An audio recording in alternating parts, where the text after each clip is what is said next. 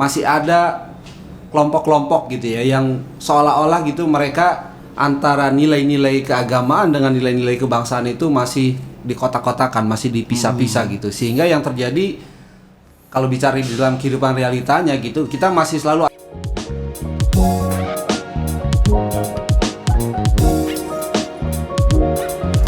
Bismillahirrahmanirrahim. Assalamualaikum warahmatullahi wabarakatuh. Salam nasional, Merdeka. Sahabat-sahabat RKP dimanapun berada, berjumpa kembali dengan kami. Saya Kak Rahman dan di tengah kita ada narasumber dari Rumah Kebangsaan Pancasila, Bung Edi. Sehat Bung kabarnya? Alhamdulillah sehat ya. Kak Rahman gimana? Alhamdulillah sehat juga Bung. Nah Bung Edi, ada program terbaru nih di Rumah Kebangsaan Pancasila ya. Betul. Dan ini juga kita akan sharing-sharing gitu ya. Dan juga kita sampaikan kepada sahabat-sahabat RKP bahwa di Rumah Kebangsaan Pancasila kita memiliki program terbaru, yaitu program Outbound Napaktilas Religi dan Kebangsaan. Dan sudah launching ya. Dan dengar kabar ya, betul. Jadi informasinya kita materi ini sudah launching gitu ya. Bahkan sudah disosialisasikan ya. Secara perdana oleh pendiri dari Rumah Kebangsaan Pancasila, Bapak Irwan Hasanuddin. Ya, sekaligus beliau ketua ya. Ketua di Dewan Pembina. Ya. Jadi materi ini sudah launching sahabat-sahabat RKP, dan tentu juga sahabat-sahabat RKP bertanya-tanya seperti apa materi yang akan kita bawakan gitu ya. Dan ini juga saya mewakili sahabat-sahabat RKP terlebih dahulu, Bung Edi. Ya. Jadi sebetulnya tujuan dari materi Outbound Napaktilas Religi dan Kebangsaan ini sebetulnya tujuannya untuk apa nih? Arahnya mau seperti apa gitu kalau bicara materinya? Iya, seperti yang menjadi concern kita ya di RKP, dan ini juga sering kita bahas ya. Betul. Di program kita, bahwa memang penting buat kita untuk mengkoneksikan atau mensinkronkan gitu antara nilai-nilai religi dan nilai-nilai kebangsaan. Supaya kita ngerti gitu bahwa sebenarnya nilai-nilai religi dan nilai kebangsaan itu sebenarnya itu juga sebenarnya. Iya, satu kesatuan ya. Satu kesatuan dan tidak bisa dipisahkan. Kalau biasa Kak Rahman istilahkan itu seperti dua sisi satu mata koin yang sama ya. Betul, itu kan merekat ya, tidak bisa dipisahkan. Iya. Nah, kita berharap kita bisa sampai di sana. Di sana. Karena ini kan penting Kak Rahman untuk itu. Ini supaya kita itu mempunyai suatu pemahaman yang utuh ya. Jadi kita tidak terjadi skat gitu. Betul. Antara keagamaan dan kebangsaan, kita utuh melihatnya. Dan kita juga sampai kepada titik yang sadar gitu dan yakin bahwa nilai-nilai kebangsaan kita itu sebenarnya adalah nilai-nilai yang diajarkan dalam keagamaan kita. Dan harapannya kita jadi menerima sepenuh hati. Jadi kita menerima sepenuh hati, dan di situ harapannya kita betul-betul jadi apa ya? Jadi betul-betul punya kontribusi yang baik gitu setiap kita buat bangsa dan negara, harapannya begitu. Karena kita udah nerima sepenuh hati kan. Iya, betul. Nah, menarik sahabat RKP, jadi itulah tujuan dari materi Outbound Napaktilas Religi dan Kebangsaan ini gitu ya. Dan kami berdoa mudah-mudahan gitu ya, materi ini menjadi jawaban, menjadi solusi dari permasalahan yang ada di bangsa kita saat ini gitu. Karena kita semuanya sama-sama mengetahui Bung Edi bahwa saat ini kan kondisi bangsa kita, mohon maaf kalau kita mau sampaikan gitu ya, masih ada kelompok-kelompok gitu ya yang seolah-olah gitu mereka antara nilai-nilai keagamaan dengan nilai-nilai kebangsaan itu masih dikotak-kotakan, masih dipisah-pisah gitu. Sehingga yang terjadi kalau bicara di dalam kehidupan realitanya gitu, kita masih selalu ada gesekan-gesekan gitu. Tidak bisa menciptakan sebuah keharmonisan di dalam kehidupan kita berbangsa dan bernegara gitu. Dan betul tadi Bung Edi sampaikan, sahabat RKP, mudah-mudahan ini menjadi sebuah jawaban gitu, sebuah jawaban yang harapannya gitu ketika kita semuanya menerima dengan sepenuh hati, kita bisa mengimplementasikannya di dalam kehidupan kita gitu ya. Betul. Di dalam kehidupan berbangsa dan bernegara kita. Menarik sekali. Dan mewakili sahabat-sahabat RKP juga nih Bung Edi. Jadi kalau bicara tujuannya tadi sudah disampaikan oleh Bung Edi. Lalu bagaimana sih caranya atau metode yang disampaikan oleh teman-teman dari Rumah Kebangsaan Pancasila ini berkaitan dengan materi Outbound Napaktilas Religi dan Kebangsaan ini? Iya, di dalam pelaksanaannya itu pelatihan ini Kak Rahman, dia menariknya itu menggabungkan antara inbound dan outbound. Jadi dia tuh lengkap tuh. Jadi audien ini atau peserta ini tidak hanya mendapat pemaparan secara teori ya. Teori saja, tapi juga nanti setelah itu kita ada kegiatan lapangan, ada kegiatan outboundnya, dan itu kita sudah punya wahananya ya. Itu ada di Lombok, di Desa Jango tepatnya. Ya. Kemudian kita juga ada di Riverside, di Cisarua, di Bogor, dan ada di Gintung ya.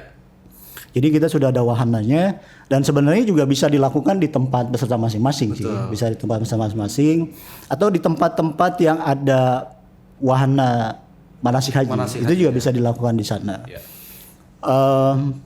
Jadi penggabungan antara inbound dan outbound ini membuat terjadinya proses instalasi. Karena kan kita sudah mengikuti beberapa waktu yang lalu secara perdana dari pendiri Rumah Kebangsataan Pancasila. Waktu itu Pak Irwan menyampaikan pada kita semua, dan kita kan bisa merasakan itu. Jadi pemahaman yang kita dapat di inboundnya tadi itu terinstalasi melalui kegiatan-kegiatan itu. Itu, dan media yang kita gunakan tuh ada 3. Ada 3 media ya. Yang media pengajarannya ya. Ini ketiga media yang memang sangat esensial gitu di dalam kehidupan keagamaan kita dan kehidupan kebangsaan kita. Yang pertama itu Al-Fatihah. Surat Al-Fatihah. Nah, kita tahu kan sangat esensial karena Al-Fatihah ini adalah umul Quran ya, induk daripada Quran. Kemudian juga ada simbolika manasik haji yang juga esensial di dalam keagamaan kita. Dan ada preambul. Pembukaan Undang-Undang Dasar 1945 yang juga sangat esensial gitu. Di dalam kehidupan kebangsaan kita. Itu medianya itu. Jadi kalau disampaikan ke sahabat-sahabat RKP, jadi media yang kita gunakan 3 media tadi ya Bung Edi ya gitu ya. Jadi ada surat Al-Fatihah yang akan menjadi media pembelajarannya, kemudian ada simbolika ritual ibadah hajinya, dan juga di dalam pembukaan Undang-Undang Dasar 1945. Nah, ada batasan nggak Bung Edi terkait audiens atau peserta yang boleh mengikuti program dari Outbound Napaktilas Religi dan Kebangsaan ini? Materi ini sebenarnya kan melalui satu, bisa dikatakan riset yang panjang ya dari pendiri RKP ya. Dan sudah dikemas juga dalam istilahnya untuk berbagai kalangan dan berbagai lapisan. Jadi ini sebenarnya untuk seluruh kalangan dan lapisan sebenarnya. Cuma memang dalam pelaksanaannya nanti di pelatihannya itu kita membedakan metode penyampaian, kemasannya dalam hal ini ya. Kemasannya itu berbeda tergantung tingkatan audiennya. Kan buat anak TK berbeda, buat pelajar berbeda, buat yang dewasa berbeda, buat yang expert juga berbeda ya. Itu kedalamannya berbeda, kemasannya berbeda. Ya, menarik. Jadi memang untuk semua kalangan. Dan kalau nggak salah, Karaman pernah uji coba waktu itu ya? Iya, waktu itu ada pelatihan untuk PAUD ya. Untuk PAUD, jadi manasik haji untuk anak-anak PAUD dari Desa Cisarua tepatnya ya di puncak Bogor sana. Jadi memang yang saya bawakan itu betul tadi yang Bung Edi sampaikan sahabat RKP. Jadi memang metode pengajarannya itu kita harus menyesuaikan dengan anak-anak gitu ya. Jadi yang waktu itu saya bawakan itu lebih kepada metodenya itu storytelling gitu ya. Karena kan anak-anak PAUD ini kan sangat suka sekali. Nggak bisa dibawa serius ya. Ya, sangat suka sekali kalau kita ceritakan itu seperti menceritakan kisahnya Nabi Adam dulu, siapa manusia yang pertama diciptakan oleh Allah kan gitu ya. Gitu. Oh, mereka langsung pada angkat tangan saya Kak gitu. Nabi Adam, gitu. Siapa lagi? Ya seru gitu. Terus ya kita menceritakan tentang simbol daripada ibadah haji itu dengan kita kaitkan nilai-nilainya gitu. Nilai-nilai esensi yang ada di dalam simbol-simbol tersebut. Kenapa sih kita wukuf itu harus di Jabal Rahmah misalnya seperti itu? Maknanya apa? Kita diajarkan tentang nilai-nilai kasih sayang gitu. Karena disinilah dulu manusia pertama atau ayahanda kita gitu kan, ayahanda Adam, Bunda Hawa itu diturunkan setelah sekian lama terpisah. Kemudian karena kasih sayang Allah itu kemudian bersatu di situ. Jadi kayak storytelling gitu ya. Jadi anak-anak itu seru mengikutinya dan sampai ada testimoni juga dari gurunya yang menyampaikan kok berbeda gitu. Dan ketika ditanya sama orang tuanya, anak-anaknya juga cukup antusias untuk mengikutinya gitu. Jadi itu yang salah satu contoh yang kita sudah bawakan. Jadi memang menarik sahabat RKP, betul tadi Bung Edi sampaikan supaya terinstalasi gitu ya. Jadi antara apa yang disampaikan secara teorinya, kemudian kita langsung praktek di lapangan melalui outbound-nya itu, jadi seru gitu. Jadi mereka sudah mendapatkan sebuah pemahaman yang utuh dan mereka langsung dibawa ke lapangan dengan prakteknya itu. Ya, jadi bukan cuma pikirannya saja, Bukan hanya tapi pikirannya perasaannya, saja. jiwanya juga. Betul. Bahkan sampai dapat ya. Ya kalau bicara orang tuanya juga ikut menyimak dengan Seksama gitu ya. Sampai akhirnya kok beda ya kalau pelatihan di Rumah Kemasan Pancasila gitu. Maksudnya penjelasannya itu karena betul-betul menyampaikan secara hakikat gitu kalau bicara makna-makna nilai-nilainya itu. Gitu. Oke, jadi nggak hanya cuma ada value berarti ya. Nggak hanya cuma doa-doa gitu, baca-bacaannya saja, tapi maksud dan tujuannya itu disampaikan kepada anak-anak gitu. Itu sedikit gambaran yang pernah saya bawakan waktu itu Bung Edi gitu ya. Menarik memang. Nah, tadi Bung Edi sudah menyampaikan tentang 3 media pengajaran yang kita bawakan ya, surat Al-Fatihah tadi itu. Nah, tentu kan di dalamnya itu tadi Bung Edi sudah sampaikan bicara value, bicara prinsip, bicara nilai-nilainya itu. Kayaknya kita perlu menyampaikannya juga kepada sahabat-sahabat RKP bicara tentang prinsip-prinsip apa sih sebetulnya yang ingin disampaikan oleh Allah melalui surat Al-Fatihah gitu ya, sehingga kita bisa mengambil hakikat atau mengambil prinsip itu supaya itu menjadi sebagai pedoman kita hidup gitu kan di dalam kehidupan nyata kita, di dalam kehidupan berbangsa dan bernegara. Kayaknya perlu kita jabarkan kepada sahabat-sahabat RKP Bung Edi. Ya walaupun mungkin di sini karena di podcast ya ada keterbatasan waktu. Ya, kita menjelaskan intisarinya daripada 3 media pengajaran yang kita gunakan itu. Betul. Jadi kalau berkaitan sama Al-Fatihah, Kak Rahman, kenapa Al-Fatihah? Ya tadi karena Al-Fatihah ini kan umul Quran. Atau induk daripada Quran. Betul. Dan itu kan berarti sebenarnya ya bisa dikatakan bahwa 114 surat dengan 6.236 ayat ya ada dalam Quran. Gitu ya. Ya itu kan artinya menginduknya kepada surat Al-Fatihah. 7 ayat di dalam surat Al-Fatihah, makanya dia juga disebut Sabul Masani kan. 7 ayat yang diulang-ulang. 7 ayat yang diulang-ulang. Artinya bisa kita simpulkan bahwa sebenarnya ribuan ayat yang ada dalam Quran itu Allah mau sampaikan kepada kita manusia melalui Quran dengan ribuan ayat tadi itu. Kita bisa memahami apa yang mau disampaikannya itu melalui Al-Fatihah. Bisa ditangkap maksudnya? Paham. Jadi apa yang Allah mau sampaikan kepada manusia melalui Quran dengan ribuan ayatnya itu bisa kita pahami di Al-Fatihah. Di dalam surat Al-Fatihah. Cuma bukan berarti kita cukup baca Al-Fatihah terus nggak baca ayat yang lain, bukan begitu. Tapi dengan kita memahami Al-Fatihah kita menemukan pola kan. Menemukan pola, menemukan prinsip-prinsip yang mendasar, pesan-pesan inti. Pesan-pesan inti di dalam Quran itu seperti apa, sebenarnya Allah tuh menginginkan apa sih dari manusia itu. Itu dia. Itu yang kita perlu lihat itu dulu. Betul. Jadi ketika nanti kita membaca ayat-ayat lain tuh kita udah apa ya? Oh, ini tahu arahnya kemana gitu loh. Gitu. Kenapa Al-Fatihah? Al-Fatihah ini kan ada 7 ayat ya. Yang pertama itu basmalah ya. Bismillahirrahmanirrahim. Dalam nama Allah atau dengan nama Allah yang Maha Pengasih lagi Maha Penyayang. Nah, kita juga perlu juga sih mengerti bahwa kedudukan basmalah ini sebenarnya di Quran ini sangat penting. Makanya ada hadis tuh yang menjelaskan gitu ya bahwa basmalah itu kedudukannya seperti Ka'bah di antara masjid-masjid. Seperti Ka'bah di antara masjid-masjid. Ya, kita bisa nangkap pentingnya gimana betul. Ya. Seperti Ramadan di antara bulan-bulan. Seperti Jumat di antara hari-hari, seperti Jibril di antara para malaikat, kayak gitu. Itu dari situ kan kita bisa lihat, oh ini kedudukannya inti sekali. Dan bahkan bisa kita katakan sebenarnya jadi apa yang mau Allah sampaikan itu ada di situ gitu. Inti pesannya ya. Inti pesannya itu ada di dalam basmalah. Kan basmalah itu bi ismi Allah Ar-Rahman Ar-Rahim ya. Dengan nama. Nama ini bisa juga kita artikan ajaran ya. Maknanya itu dengan ajaran Allah atau dengan nama Allah yang Maha Pengasih, Maha Penyayang. Jadi apa sebenarnya Allah mau sampaikan di situ? Allah mau sampaikan kepada kita manusia bahwa kita ini manusia itu harus membangun kehidupannya, menyelenggarakan kehidupan bersamanya ini di dalam namanya, di dalam ajaran kasih sayang. Itu sebenarnya. Karena kalau kita mau membangun kehidupan kita di atas nilai itu, di dalam ajaran kasih sayang itu, sebenarnya kan damai ya. Betul. Sebenarnya kita jadi harmonis, damai, dan akan ada ada kesejahteraan yang hadir gitu di situ Karahman.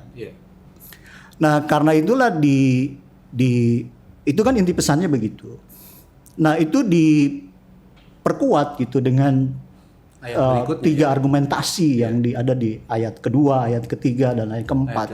Jadi kalau pertanyaannya adalah, terus kenapa kok kita harus mendasarkan hidup di dalam nama Allah yang Ar-Rahman Ar-Rahim gitu ya. Di atas ajaran kasih sayang. Ya karena Alhamdulillahirabbil alamin. Segala puji bagi Allah, Rabb semesta alam. Gitu. Ya karena Allah yang Rahman Rahim tadi itu adalah Rabb semesta alam. Rabb itu artinya pengatur ya, atau pemelihara, penguasa, pemilik dari semesta alam ini. Jadi segala sesuatu tentang semesta alam ini itu kan Allah yang atur. Allah yang urus itu. Dan kita tahu kan ada miliaran entitas ya, di alam semesta ini. Ini ada matahari, bulan, bintang-bintang yang banyak itu, tumbuh-tumbuhan dan lain sebagainya, dan itu tetap eksis dan terpelihara itu sebenarnya karena Allah tetapkan hukum kasih sayang di situ. Kan kita bisa lihat itu ya. Kan kalau itu tidak karena ada hukum kasih sayang di situ, kebayang tuh apa yang terjadi. Semua saling bertabrakan, saling menghancurkan. Gitu. Kan tapi yang terjadi kan saling pelihara. Jadi kita itu dirawat, pohon itu dirawat oleh alam, oleh matahari, oleh tanah, air, udara. Kita kan juga dirawat alam. Ya mungkin tanpa kita sadari ya, kayak kita dirawat oleh matahari, oleh udara. Kan kalau nggak ada matahari gitu. Jadi saling merawat, saling menjaga, itu kan sebenarnya kasih sayang. Nah kita nggak boleh keluar dari itu kan. Ya boleh keluar dari hukum itu, kalau nyimpang berarti kita bergesekan sama alam.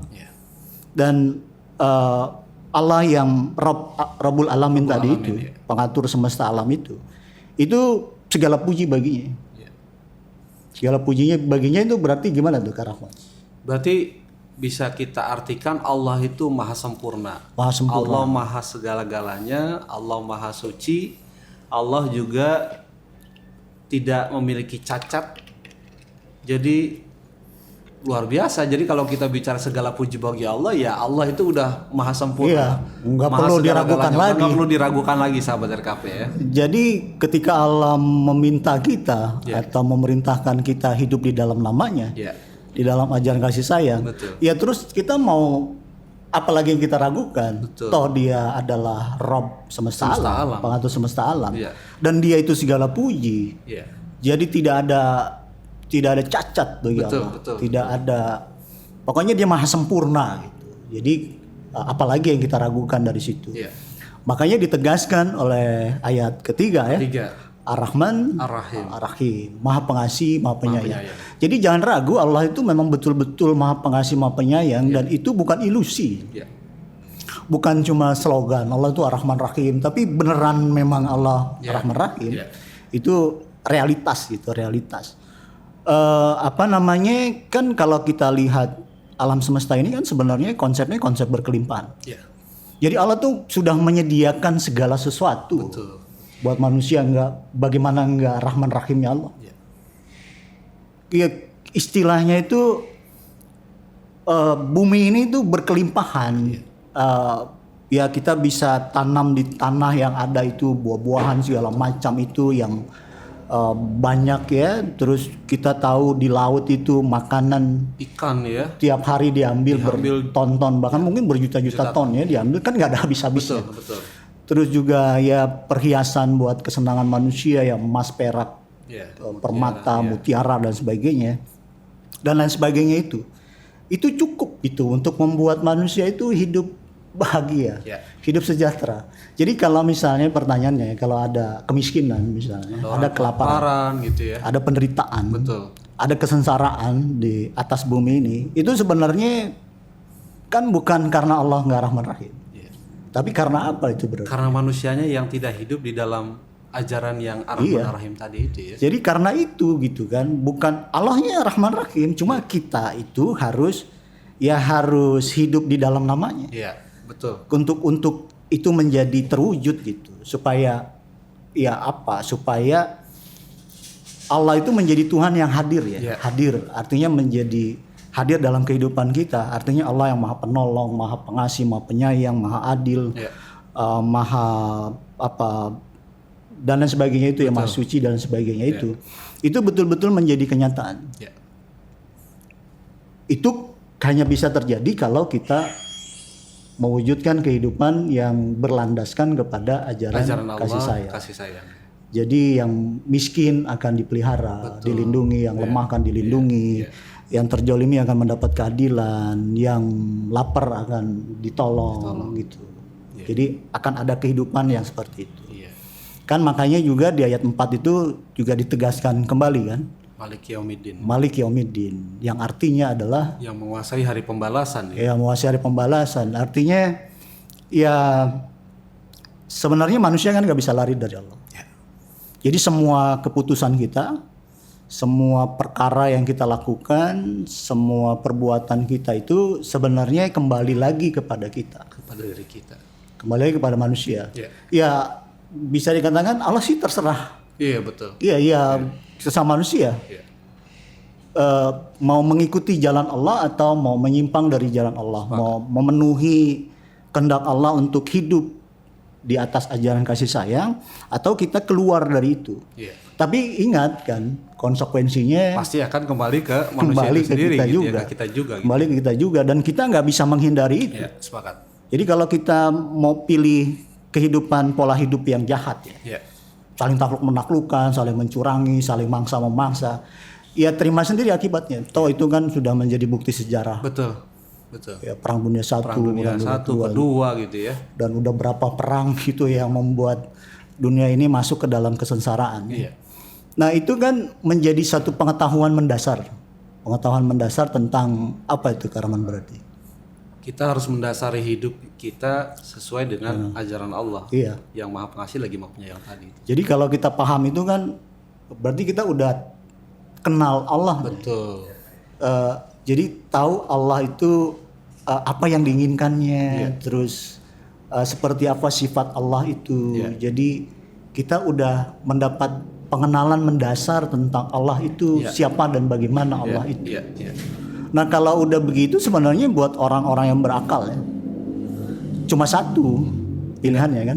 Jadi artinya kalau disampaikan oleh Bung Edi tadi, sebetulnya kita udah nggak ada pilihan lagi ya. No choice gitu No choice kalau istilah Pak Irwan ya, nggak ada pilihan lain gitu. Mau nggak mau kita harus berkomitmen ikuti aturannya Allah kan. Makanya kan di ayat berikutnya iya karena budu wa iya karena nasta'in. Hanya kepada Engkau lah kami mengabdi ya Allah, hanya kepada Engkau lah kami menyembah. Itu kan udah sampai satu keputusan batin ya, sampai kepada kesadaran. Ya karena dia ngerti tadi itu. Ya berarti pilihannya nggak ada lagi. Pilihan yang tersisa hanya kita berserah diri. Hanya kepada Engkau kami menyembah ya Allah. Hanya kepada Engkau kami mohon pertolongan. Jadi kita itu berkomitmen untuk tunduk patuh. Untuk betul-betul komitmen menyelenggarakan atau membangun kehidupan kita di atas nama Allah, di atas ajaran kasih sayang. Seperti itu kan. Jadi kenapa tadi saya bilang teringat dengan pesan Pak Irwan ya, nggak ada pilihan, no choice, karena memang kita nggak bisa lari gitu. Kita nggak bisa lari dari ketentuan Allah, kita nggak bisa hidup suka-suka kita juga gitu ya. Ngikutin hawa nafsu, ngikutin ego dan lain sebagainya, karena toh pasti akan kembali kepada diri kita juga gitu. Kita juga. Sehingga akhirnya dengan begitu betul kita mau nggak mau ya harus mendasari hidup kita di dalam ajaran Allah tadi, ajaran kasih sayang itu gitu. Dan selesai kan urusannya kalau gitu kita mau gitu ya berkomitmen di situ. Nah itu kan satu kesadaran ya, kesadaran penting gitu yang harus dimiliki kita. Tinggal kemudian lalu cara kita mengimplementasikan itu gimana? Kami ingin hidup tunduk patuh kepadamu ya Allah, ingin berserah diri kepadamu. Kita udah berkomitmen begitu. Tinggal pertanyaannya terus jalannya gimana? Makanya kan di ayat 6 itu dikatakan tunjuki kami jalan lurus. Ihdinas siratal mustaqim. Ihdinas siratal Bukanlah kami jalan mustaqim. yang lurus. Jadi tunjuki kami jalannya ya Allah. Ya. Jalan yang lurus itu, jalan yang kau ridhoi itu kayak apa? Supaya kami bisa betul-betul apa istilahnya itu hidup dalam tunduk patuh kepadamu itu. Ya. Itu yang kita minta di situ. Betul. Artinya sekarang yang menjadi apa poin penting untuk kita pahami adalah siratal mustaqim itu apa yang dimaksud kan? Dan bagaimana caranya kan gitu ya? Iya. Yang dimaksud dengan jalan yang lurus itu tadi gitu Ya, ya. kita mesti ketemu itu. Betul.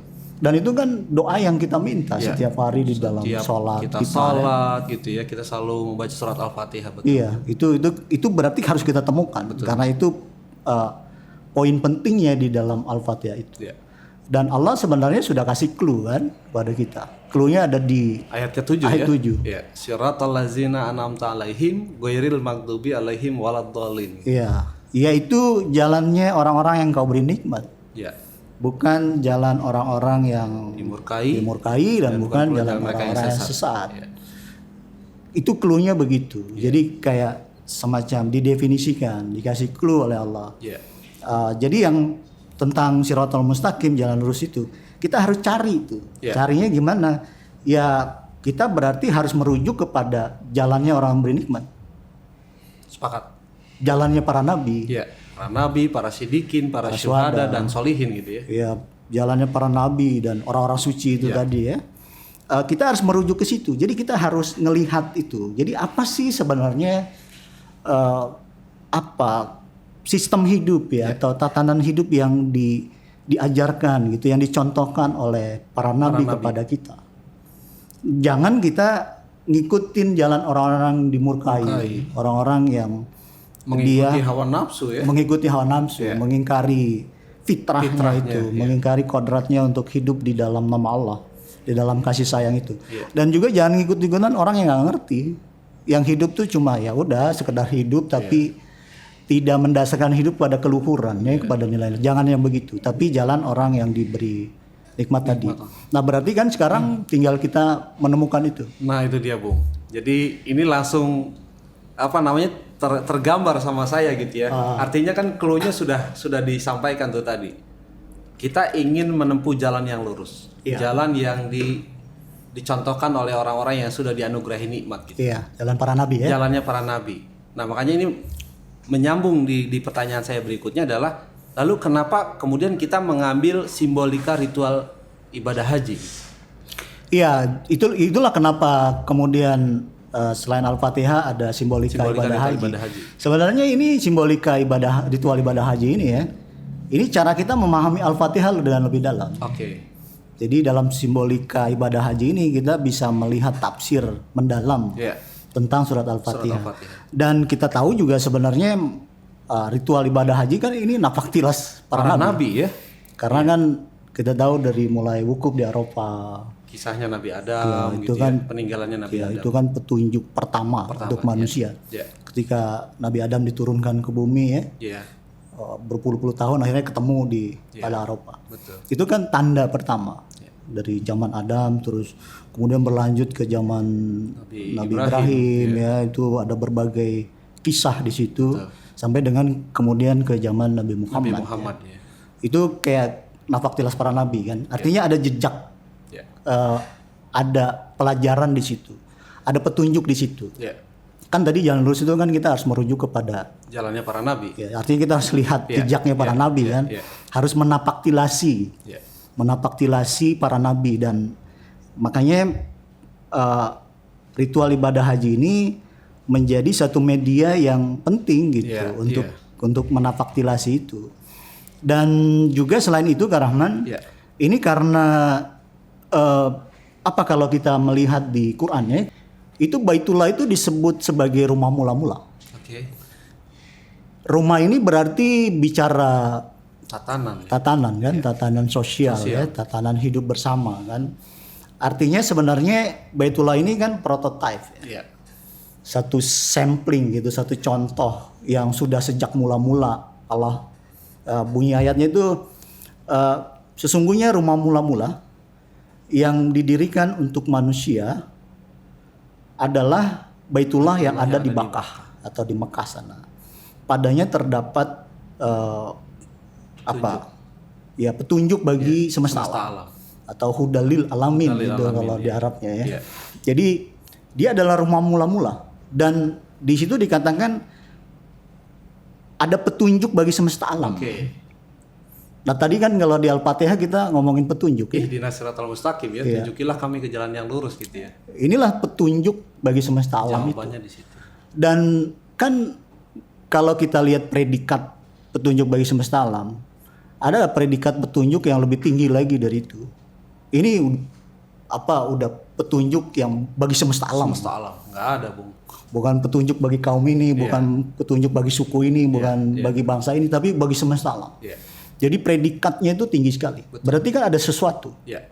Ada sesuatu yang sangat penting gitu di dalam Baitullah itu. Itu yang kita perlu pahami juga. bersama, ya. Dan dari sinilah kita nanti akan bisa memahami sebenarnya Allah itu menginginkan tatanan hidup yang Seperti apa? Nah, itu dia. Itu dia satu tatanan hidup yang sesuai dengan keinginan Allah tadi itu ya, bahwa kita manusia harus menyelenggarakan kehidupan kita di di atas ajaran kasih sayang. Dan itu ada di Baitullah itu. Ya. Gitu secara ininya garis besarnya baik. Karaman Jadi, kenapa manasik haji ya. Kenapa itu jawabannya ya? Kenapa kita kaitkan kok dari surat Al-Fatihah kaitannya kok langsung ke simbolika ritual ibadah haji, karena ini kayak tafsirnya ya. Tafsir yang menjelaskan dari surat Al-Fatihah itu tadi, dan ternyata memang di dalam Baitullah itu ada petunjuk, dan ini adalah prototipe gitu ya. Prototipe yang Allah buat petunjuk bagi semesta alam, bukan bicara tentang bagi manusia saja gitu ya. Iya. Tapi ini bagi semesta alam. Itu untuk menunjukkan tingginya, pentingnya petunjuk yang ada di situ, yang harus maksudnya jangan sampai dilewatin gitu. Ini jangan sampai cuma dipandang satu bangunan persegi 4 yang udah gitu, bangunan batu seperti itu. Tapi ada pelajaran yang tinggi gitu, ada petunjuk yang luar biasa di situ. Nah, kalau dalam pelaksanaannya nanti Karaman ya kita ya seperti dalam manasik haji ya. Cuma kita nanti di tiap prosesi itu kan kalau dibagi dalam 4 fase itu ya. Ada fase Arafah gitu, tahapan Arafah itu, terus Musdalifah, kemudian ke Mina ya, jumroh di Mina, kemudian tuh tawaf Baitullah ya, dan sa'i ya di Safa ke Marwah. Secara garis besarnya kan itu.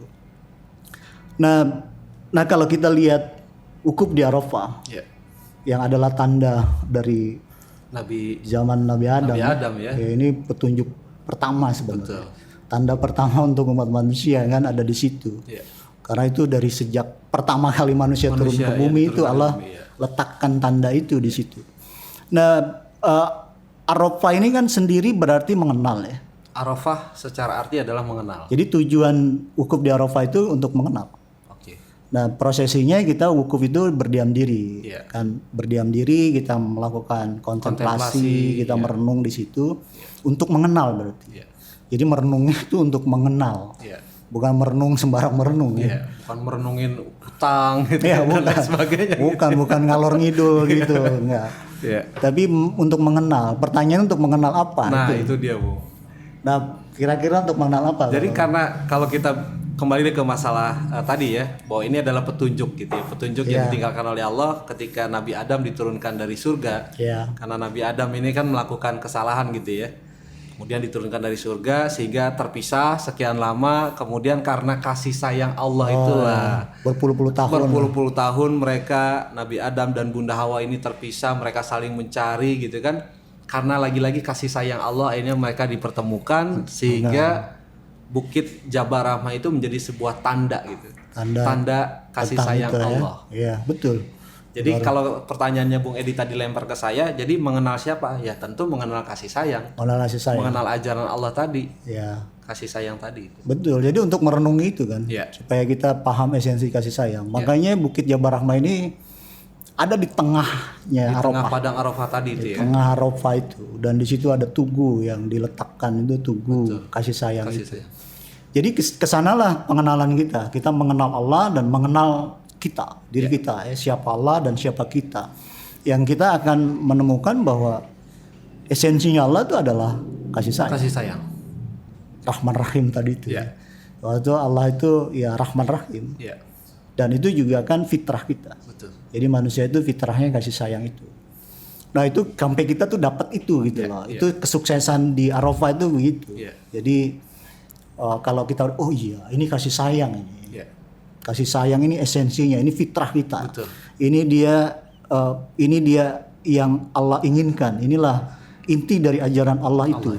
Nah, itu kita udah dapat tuh berarti hukumnya. Ya. Udah istilahnya tuh ma'rifatullah. Mengenal Allah. Mengenal gitu. Allah. Jadi udah kenal kepada Allah seperti itu. Nah, kemudian kan setelah dari itu kan baru mengenal ya. Istilahnya tuh baru pengetahuan saja.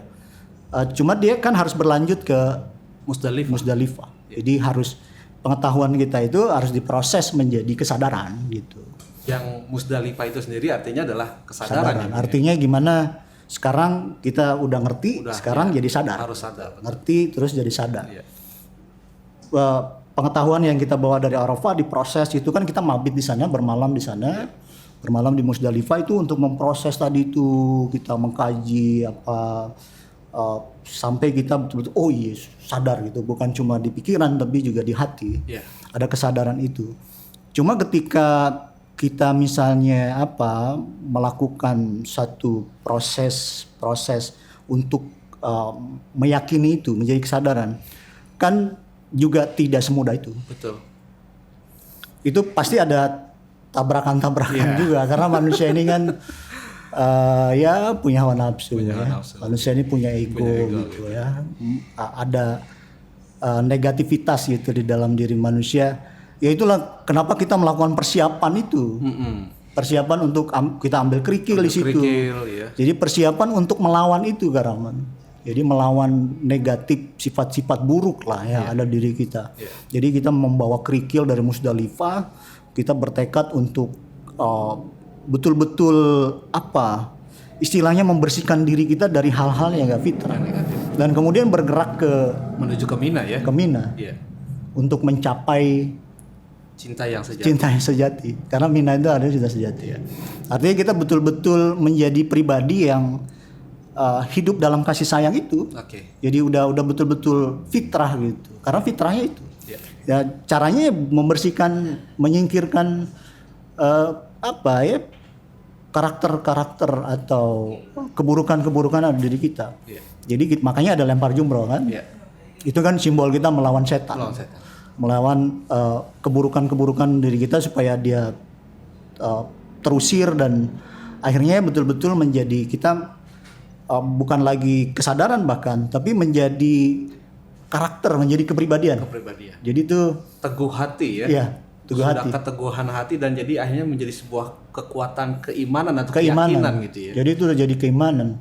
Udah jadi karakter kita itu, udah jadi kepribadian kita, jadi jati diri kita. Kita itu udah kemenangan pertama itu. Kalau kita sampai itu. Kalau saya dapat kaitkan nih Bung, jadi Bung Edi tadi sudah menjelaskan tentang wukuf di Arafah gitu, kemudian mabit di Musdalifah. Ini kalau kita kaitkan di dalam surat Al-Fatihah, artinya ini mentafsirkan kalau di proses di tubuh Jabar Rahmah itu ya, berarti itu mentafsirkan Al-Fatihah ayat 1, ayat 2, 3 dan 4 ya. Iya, betul. Betul ya? Itu kan mengenal Allahnya di situ. Mengenal Allahnya di situ ya. Karena Allah itu ya Bismillahirrahmanirrahim tadi, Allah yang Maha Pengasih, Maha Penyayang gitu ya. Kemudian segala puji bagi Allah, Rabb semesta alam. Dia yang Ar-Rahman Ar-Rahim dan dia juga yang menguasai hari pembalasan. Itu ditafsirkan itu melalui tahapan itu tadi ya. Disitulah kita mengenal Allah itu. Tadi ya. Betul. Dan baru di Musdalifah itu kalau di Al-Fatihah itu berarti ayat keberapa itu? Berarti kalau yang saya pahami menjelaskan di ayat ke-5 dan ke-6. Betul. Karena kita kan di situ kayak setelah muncul sebuah pengenalan gitu ya, pengetahuan, muncul sebuah kesadaran. Ini kayak kita komitmen gitu. Iya karena budu, iya karena nasta'in. Oh ya Allah, nggak ada pilihannya lain. Janjimu benar, ancamanmu benar. Aku nggak bisa hidup suka-suka. Ya kan gitu ya. Nggak bisa lari dari Allah juga dan no choice. Akhirnya di situ ada kayak semacam komitmen. Iya karena budu, iya karena nasta'in. Kalau yang saya analogikan tadi Bung Edi jelaskan, akhirnya kita mengambil kerikil itu seperti prinsip. Iya. Kita jadikan itu seperti Prinsip-prinsip prinsip-prinsip yang ya. hidup yang baik, yang memang ini udah diajarkan oleh Allah, yaitu tentang Ar-Rahman Ar-Rahim, yang ini kita gunakan untuk melawan setan yang ada di dalam diri kita sendiri gitu ya. Betul. Melawan sifat-sifat kematerialistis gitu ya, sifat-sifat kebakilan, sifat-sifat apa ya, lebih ke kayak kemunafikan, kesombongan, kedengkian, iri, keserakahan dan lebih kepada keegoan gitu ya. Kita, jadi itulah yang kita lempar gitu, yang kita kalahkan di dalam diri kita. Sehingga Benar kita gak sih, Bung? kembali ke fitrah gitu. Iya, seperti itu. Dan ketika melempar jumrah itu seperti kita seolah-olah mengatakan tunjuki kami jalan lurus ya. Oh iya betul. Karena sebenarnya kan yang menghalangi kita dari melihat jalan yang lurus itu Iya. karena kotoran Diri kita. Ya. Jadi ketika kita bersihkan itu, kita tuh oh ini itu, ini harusnya begini gitu. Iya. Itu kan kalau kita masih punya ego, punya itu kan kita nggak ketemu jalan lurus. Betul. Karena itu kayak apa, tabir ya. Iya. Tabir, makanya jalan lurus itu ya harus bersih baru kamu akan ketemu. Sepakat. Jadi setelah itu ya udah, berarti kita udah jadi jati diri itu kita sudah sampai yakin tuh hati tadi seperti Karahman bilang. Iya. Barulah kita masuk ke rumah Allah. Iya, setelah kita membersihkan kekotoran diri itu tadi ya, sifat-sifat yang tidak baik, baru kita boleh melakukan tawaf ya di Baitullah gitu ya. Sama kayak kalau dalam sholat kan, Kita wudhu dulu ya. wudhu dulu baru boleh sholat. Iya, Kalau betul, kamu belum wudhu jangan sholat dulu. Iya, betul. Kamu bersih dulu, bersihin diri kamu, baru kamu boleh ke rumah Allah. Betul. Jadi itu kita udah sampai di rumah Allah. Iya. sebenarnya. Iya. Makanya kan setelah jumrah itu, setelah tahallul kan kita tidak lagi membaca talbiyah itu kan. Iya. Labbaik Allahumma labbaik Betul. gitu. Jadi karena kita sudah sampai. Iya. Nah, disitulah kita tawaf, artinya kita menyelenggarakan ya satu kehidupan yang bersentral kepada Allah, bersentral kepada nama Allah, kepada ajaran kasih sayang. Ya, kita menyelenggarakan itu. Iya. Atau to the point-nya itu karena Baitullah itu adalah tadi dia adalah apa namanya? prototipe ya, dia adalah rumah mula-mula, atau bisa dikatakan tawaf di Baitullah itu kita berarti mendirikan, membangun dan menyelenggarakan satu tatanan Sosial. hidup, bersama ya. atau tatanan sosial ya yang betul-betul dilandasi kepada ajaran Allah Ar-Rahman Rahim tadi itu. Dan nah di Baitullah inilah banyak kode gitu. Banyak karena dia kan hudalil alamin gitu. Makanya kalau bagi semesta alam tadi. bagi semesta alam. Itu disitulah banyak pelajarannya, tinggal di dalam pelatihan kita inilah nanti dibedah secara panjang lebar ya tentang apa sebenarnya. Tapi secara simpelnya, sederhananya, jadi bahkan bentuknya itu punya makna tuh Karang. Iya, bentuk Ka'bah itu ya. Ya yang kubus Persegi, atau persegi empat itu ya. Itu punya makna.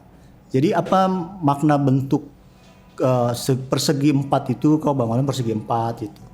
Itu sebenarnya apa maksudnya adalah supaya tatanan yang kita bangun, persatuan di dalam tatanan sosial kita itu yang kita mau bangun dan selenggarakan itu harus berdasarkan kepada prinsip kesetaraan. Persamaan hak, persamaan derajat berarti ya. Dan persamaan derajat. Oke. Jadi bukan berdasarkan konsep konsep kasta kayak gitu, kayak pembagian kelas. Feodalisme gitu ya. Iya, kayak gitu-gitu, feodalisme itu enggak gitu, tapi kesetaraan karena hakikatnya kan setiap manusia sama di hadapan Allah. Yang membedakan cuma takwaannya aja kan. Mau dia dari suku mana, mau dia kulitnya apa, bangsa mana, sama di hadapan Allah. Jadi kita bersatunya ya dia di dalam prinsip itu, kesetaraan, persamaan hak, persamaan derajat, tidak membeda-beda. Itu kenapa itu, dan itu berkebalikan dengan misalnya seperti piramida yang ada di Mesir, prototipe itu ya, bangunan piramida itu kan juga prototipe itu. Bangunan kerajaan itu kan peninggalan Firaun yang sampai hari ini ada. Itu kalau itu kan bangunan yang ya kerajaan itu ada artinya dari pucuk ke ini kan ada perbedaan. Betul. Ada perbedaan apa tuh? Ya karena dia kerucut gitu kan. Jadi itu kan bangunan itu berdasarkan sistem kasta. Ya. Ya kita tahu kerajaan Firaun juga Iya, begitu iya, kan, iya, ada iya, iya. bahkan ada paling bawah tuh budak. Paling bawah tuh budak. Kayak gitu itu bukan contoh yang baik. Iya. Baitullah inilah contoh yang benar yang nggak pakai sistem kasta-kastaan Iya, iya, gitu. iya. Dan kemudian tanda lainnya yang penting juga, ini kan batu-batu yang disusun, Iya. tapi ada batu yang istimewa. Hajar Aswad itu ya, Bung? Hajar Aswad. Oke. Ya, ini kan batu dari langit. Iya. Ini berarti ini batunya khusus. Iya. Jadi kalau ibarat tatanan sosial itu adalah orang ya, rakyat gitu, kumpulan rakyat, kumpulan orang-orang itu, ini ada yang khusus. Ini simbol dari apa berarti itu? Nah, menariknya lagi kalau yang saya lihat kan dia itu diletakkan itu di bawah dari Iya. lantai bagian dalam Ka'bah ya. Iya, Padahal ini kan batunya istimewa, Bung. Istimewa dari Batu langit dari nih, langit dari langsung gitu. surga. Ya. Tapi kenapa kok nggak diletakkannya itu di posisi, mohon maaf, apa di posisi yang pucuk atau tertingginya gitu ya? Atau dibikin menara supaya tinggi ya, Iya. di atas Ka'bah itu. Kalau yang saya pahami berarti kalau kita kaitkan di dalam kehidupan berbangsa dan bernegara, berarti ini kan simbol kerakyatan ya. Kerakyatan ya, pemimpin yang Pemimpin kerakyatan. yang kerakyatan gitu ya. Ya, itu betul. Jadi ini pemimpin yang kerakyatan. Jadi pemimpin yang memang berorientasi untuk melayani rakyat. Iya. Jadi itu ada petunjuk itu gitu. Betul. Bahwa tatanan sosial yang harus kita dirikan, kepemimpinannya harus berorientasi kepada Pada rakyat. rakyat. Jadi sepenuhnya untuk kemakmuran, kebaikan, kesejahteraan rakyat. Iya. Harus begitu. Iya. Nah, tanda lainnya adalah padanya terdapat tanda yang nyata, yaitu Makom Ibrahim. Maqam Ibrahim. Barang siapa memasukinya menjadi Amanlah. amanlah dia. Jadi ada Maqam Ibrahim itu. Maqam Ibrahim ini ya menunjukkan bahwa Baitullah itu, tatanan itu adalah itu ya jejaknya Ibrahim. Nabi Ibrahim. Ini jejaknya Ibrahim. Ini adalah perjuangannya Nabi Ibrahim. Iya. Ini yang diperjuangkan, yang seperti ini loh yang diperjuangkan oleh para nabi itu, oleh orang-orang yang dianugerahi nikmat itu, Iya. oleh Nabi Ibrahim. Iya. Makanya Nabi Ibrahim itu kita tahu kedudukannya tinggi ya. Betul. Ya selain disebut bapaknya para Bapaknya nabi, para nabi gitu ya. imam bagi seluruh Imam bagi manusia, seluruh umat manusia gitu ya. dan juga disebut kesayangan Allah itu dalam di Qurannya. Ini nggak lepas dari hujah Ibrahim. Ya. Hujah Nabi Ibrahim yang poinnya itu adalah bahwa kita tidak boleh mencampur adukan iman dan kejeliman. Artinya tatanan yang kita bangun itu jangan sampai dia mencampur adukan iman sama kejeliman, tapi harus iman yang kafah. Gitu. Jangan campur-campur. Iya, saya langsung terlintas gitu ya. Jadi hujahnya Ibrahim itu jadi langsung terlintas di saya yang mungkin ini definisi dari saya, Bung ya. Iya. Artinya kalau kita tidak boleh mencampur adukan antara iman dengan kezaliman, kalau yang saya tangkap berarti jangan sampai kita berkasih sayang hanya kepada satu kelompok atau satu golongan saja, tapi dengan kelompok lain kita justru malah membenci. Betul. Misalnya kan gitu ya. Di satu sisi kita misalnya berlaku adil bagi kelompok kita sendiri, tapi di sisi lain tidak berlaku adil kepada kelompok lain gitu. Itu mungkin yang dimaksud jangan mencampur adukan antara iman dengan kezaliman gitu. Iya, jadi di dalam tatanan sosial kita itu dia harusnya kalau mau kasih sayang ya totalitas kasih sayang. Oke. Jadi nggak usah ini agamanya kamu apa, ini kamu kafir, Iya. terus nggak kita itu nggak dia. kasih sayang. Iya. Kalau bersatu ya bersatu total. Ya. Bhinneka Tunggal Ika, bersatu dalam keberagaman Betul. ya terlepas dia sukunya apa, Iya. agamanya apa ya udah. Ya. Kalau bicara adil ya adil semua orang, jangan adil buat golongannya adil, iya. buat yang lain nggak adil. Iya. Jadi itu harus adil buat semua orang. Ya. Itu kalau mau aman. Ya. Makanya orang-orang yang beriman tidak mencampur adukan iman kejaliman, mereka itulah orang yang mendapat keamanan. Kalau mau aman dari berbagai hal, kita terwujud adil, makmur, sejahtera itu kalau mau seperti itu ya totalitas. Betul. Kalau kita bicara tatanan sosial, kasih sayang yang total, terus persatuannya total. Ya, bulat mutlak gitu. Tanpa mengecualikan satu golongan dan lapisan gitu Ya, ya. keadilannya buat semua orang, keadilan sosial Ya, adalah sosial. bagi seluruh rakyat Indonesia kan gitu. Itu ya kemudian ada Hijri Ismail ya. Ya. Ya, apa ini ya kan Pengikut pengikut ya, Ibrahim. bicara pengikut. Artinya tidak hanya bicara Nabi Ismail saja, itu bicara semua para nabi dan yang mengikuti Ibrahim. termasuk Nabi Muhammad sampai kita hari ini gitu ya. Termasuk kita hari ini yang yang meyakini dan kita merujuk ke sana ya, merujuk kepada Nabi Ibrahim dan para nabi. Ya. Kemudian ada lagi satu tanda lagi, sumur jam-jam itu ya, sumur keabadian ya. Iya, sumur keabadian itu airnya nggak pernah kering. Betul. Artinya kalau kita mau laksanakan itu konsepsi Baitullah itu, mau kita bangun itu tatanan Baitullah dan selenggarakan yang seperti itu, kita akan mendapat nikmat yang nggak putus-putus itu. Iya, kebayang. Jadi kita damai selalu, sejahtera selalu, rukun selalu, itu luar biasa. Iya. Jadi ini kan jadi ukuran kan buat kita. Jadi kalau misalnya kita masih apa sih istilahnya masih belum sampai ke situ. Iya. Ya karena kita belum benar-benar kita gitu belum kan. betul-betul menjalankan konsep tatanan sosial seperti Baitullah Iya, gitu ya. gitu. Karena belum begitu. Iya.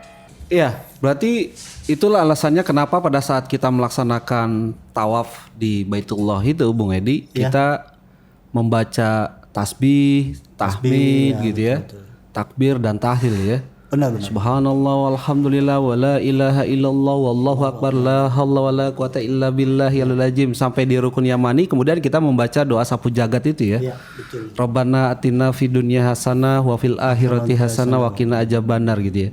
Jadi kalau yang saya pahami itu memang ya nggak ada yang lain gitu yang kita puji, yang kita besar-besarkan ya, karena hanya memang Allah gitu. Allah yang maha sempurna tadi, Allah yang maha suci, Allah yang maha besar, Allah yang maha segala-galanya gitu ya. Dan di situ juga ada tanda tadi gitu. Kalau bicara tandanya, kalau kita ingin selamat dunia akhirat, ya pakailah konsep hidup seperti konsep Baitullah itu yang didasari di atas dasar kasih sayang itu gitu. Iya, betul sekali. Seperti itu ya, Bung ya. Iya, karena pada hakikatnya begitu. Ya. Pada hakikatnya ketika kita mewujudkan membangun satu tatanan hidup, tatanan sosial yang dilandasi kepada ajaran Allah, kepada ajaran kasih sayang, ya hakikatnya kita sedang memuji Allah di situ. Karena yang kita jalani kan adalah nilai-nilai yang diridhoi, yang dikehendaki Allah. Betul. Dan itu juga menjadi ukuran keselamatan kita. Ya. Jadi kalau kita mau selamat dunia akhirat itu ya begitu. Ya. Jadi bukan cuma dunia aja, bukan cuma bicara betul, dunia, betul. Tapi juga bicara akhirat. Ya. Karena kehidupan keagamaan kita dengan kehidupan kebangsaan kita itu jadi satu. Betul. Jadi satu. Ya. Jadi ya kita berbangsa bernegara, yaitu ya bagian dari kita mengimplementasikan nilai-nilai agama kita. Ya. Sepakat. Jadi dunia akhirat. Gitu. Dunia akhirat itu. Luar biasa kan? Luar biasa sahabat RKP. Jadi memang ya kalau dipahami gitu, kalau kita jelaskan itu ya nggak ada pilihan lain gitu ya. Benar-benar nggak ada pilihan lain. Pokoknya ya udah, mari kita hidup gitu ya, mendasari hidup kita di dalam ajaran Allah, di dalam namanya yang penuh dengan kasih sayang tadi itu gitu ya. Nah, selanjutnya kan ada proses yang terakhir ini ya, bicara tentang proses sa'i gitu ya, dari Safa ke Marwah gitu ya. Betul, Kak Rahman. Nah, bisa dijelaskan Bung Edi? Iya, ini ya bagian dari penjelasan di ayat 7 Al-Fatihah ya? itu. Iya. Ini kan satu rangkaian betul. Tawaf di Baitullah, kemudian sa'i antara Bukit Sofa dan Marwah. Kalau di Al-Fatihah 7 tadi kan dikatakan yaitu jalannya orang-orang yang Engkau anugerahi nikmat, bukan jalan mereka yang dimurkai, bukan jalannya orang-orang yang sesat. Ya. Jadi kita udah ketemu tadi itu jalan orang-orang yang bernikmat itu seperti apa, yang disimbolkan dengan Baitullah itu tadi. Nah, sementara sa'i ini kan simbolika dari tatanan yang berlawanan. Sebenarnya. Ini jalannya orang-orang yang dimurkai, jalannya orang-orang yang sesat. Ini Fata Morgana, airnya tidak di sana. Jadi yang ada di sana tuh hanya ya janji-janji kesejahteraan. Kalau ya seolah-olah tuh kita akan sejahtera, akan damai seterusnya, tapi tidak ada. Kita tidak akan menemukan itu gitu di sana. Gitu Kak Rahman. Jadi jangan kita merujuk ke sana maksudnya. Kita merujuknya kepada yang memang dicontohkan para nabi dan rasul kepada kita. Jangan merujuk kepada orang-orang yang mengingkari itu, yang hanya mengikuti ego, kesombongan, keserakahan, mengikuti hawa nafsu. Jangan ikut jalan yang itu. Kalau itu kamu nggak akan sampai gitu. Juga jangan ngikutin jalan orang yang nggak ngerti. Betul. Yang ya hanya melandasi hidup ya hanya hidup saja gitu, tidak mendasarinya kepada keluhuran, kepada nilai-nilai dari Allah. Gitu. Itu kan kita jadi punya pembanding ya, seperti itu. Iya, kalau kita mau tarik ke sejarah kan memang ini peristiwa ibundanya Nabi Ismail ya pada saat mencari sumber air kan gitu ya. Dia berlari-lari kecil dari Bukit Safa ke Marwah gitu, ternyata 7 balik gitu, bolak-balik ternyata nggak ada kan gitu ya. Yang ada ternyata mata airnya itu ada di Baitullah kan di Baitullah gitu. Ini kan kalau bicara tentang tahapan manasik hajinya atau di rukun hajinya itu kan kita memang pada saat ada di Bukit Safa dan Marwah diarahkan gitu ya, tangan kita mengarah kepada kiblat sambil membaca Bismillahi Allahu Akbar gitu. Karena memang yang saya pahami tadi dari penjelasan Bung Edi ini hanyalah fata morgana gitu. Tapi titik sentral, titik koordinatnya itu adalah di Baitullah gitu ya. Kebenarannya ada di Baitullah, bukan di Safa, bukan di Marwah gitu ya. Karena ini hanya fata morgana gitu. Jangan mengambil jalan orang-orang yang dimurkai dan juga jalan orang-orang yang sesat. Tapi inilah jalan yang diridhoi, jalan yang dianugerahi nikmat. Jalannya para nabi tadi, para nabi, siddiqin, syuhada dan solihin gitu ya. Sepakat. Kesitulah kita merujuk ya. Gitu. Makanya kalau kita analogikan seperti di dalam GPS gitu ya. Jadi ini kan kayak titik koordinat gitu ya. Jadi ada pembanding, ada titik koordinatnya gitu ya. Supaya yang akuratnya, yang benarnya ya ini gitu, titiknya gitu ya. Bisa dikatakan seperti itu mungkin ya Bung Edi ya. Ya bisa gitu. Kalau di GPS kan itu kan titik koordinat yang akurat tuh nggak bisa dibaca dari satu tower ya. Setidaknya itu 2 tower baru ketemu titik yang akuratnya itu di mana. Ya manusia itu memang perlu pembanding sih. Jadi ini udah ditunjukkan yang benar seperti ini. Ya manusia perlu pembanding itu. Nah ini yang salah begini loh. Maka ikuti yang gini. Jadi itu pengenalannya itu betul-betul mantap. Jadi sampai keteguhan hati. Betul. Gitu Kak Rahman. Sepakat. Nah, luar biasa sahabat RKP. Jadi setelah kita tadi mendengarkan bersama dan mendapatkan penjelasan dari Bung Edi selaku narasumber, jadi kan kita akhirnya bisa langsung gitu ya. Bisa setidaknya kita sudah mulai sudah mengenal arti dari kasih sayang tadi. Kemudian muncul sebuah kesadaran yang akhirnya kita bersama-sama untuk membersihkan diri kita dari sifat-sifat yang masih belum baik lah intinya gitu ya. Supaya kita dapat menjalankan kehidupan sosial kita gitu ya. Baik di lingkungan keluarga, masyarakat, bangsa dan negara, pilihannya adalah jalani hidup yang sesuai dengan konsep Baitullah itu gitu. Sesuai dengan fitrah. Fitrah Allah kepada penciptaannya kan gitu ya. Artinya berperi kemanusiaan dan berperi keadilan kan gitu. Benar sekali. Nah, kalau kita kaitkan kan ini media yang kedua nih di dalam pembelajarannya. Artinya tadi yang pertama surat Al-Fatihah yang sudah sama-sama kita pahami terjemahannya, kemudian ditafsirkan melalui simbolika ritual ibadah hajinya. Ada 4 tahapan tadi dan kita masuk ke media yang ketiga nih Bung Edi. Artinya kan kalau kita kaitkan dengan pembukaan Undang-Undang Dasar 1945 sahabat RKP.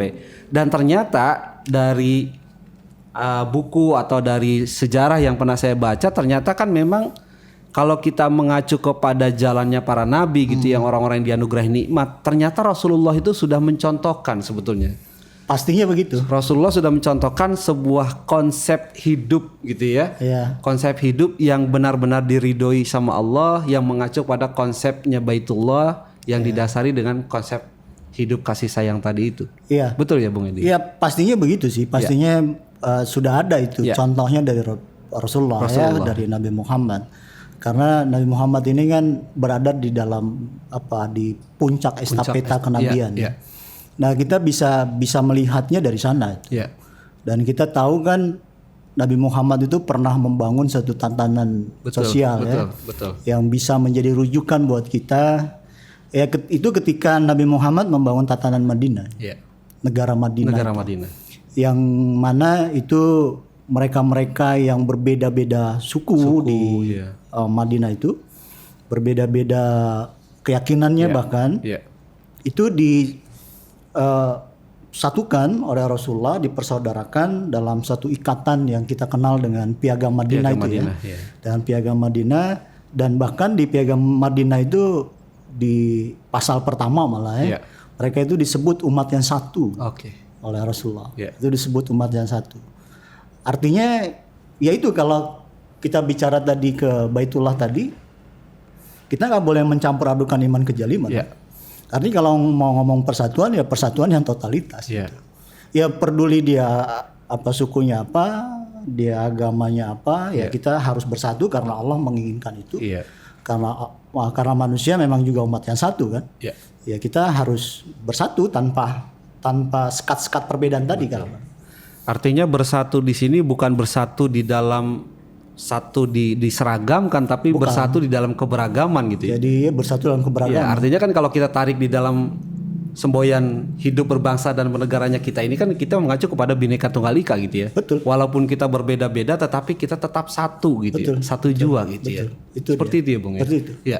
Ya nanti untuk tentang Piagam Madinah ini ya. Ini mungkin bisa kita panjang lebarnya kita akan kupas di segmen siap. khusus ini ya. Baik. Rahman, ya. Ya.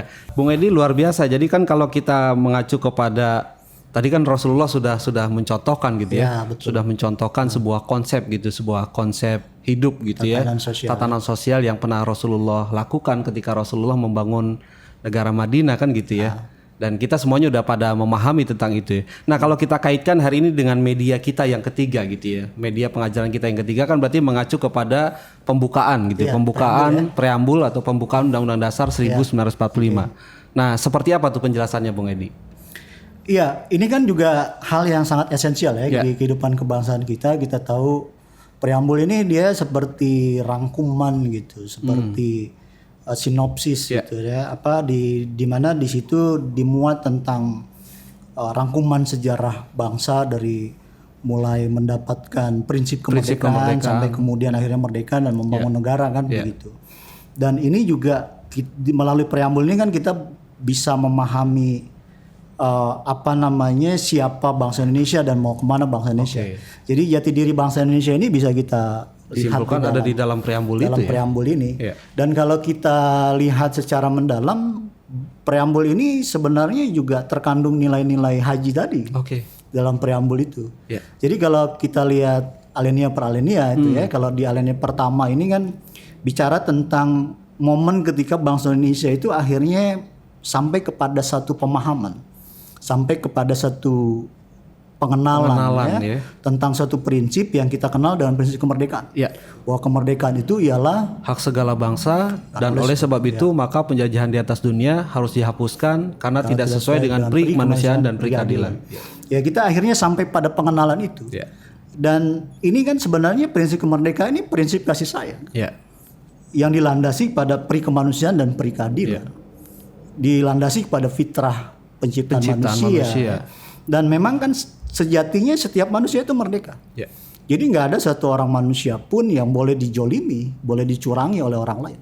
Dan nggak ada satu orang pun yang terlahir, mau siapapun dia ya, mau keturunan siapapun dia yang punya hak untuk menjolimi orang lain kan gitu.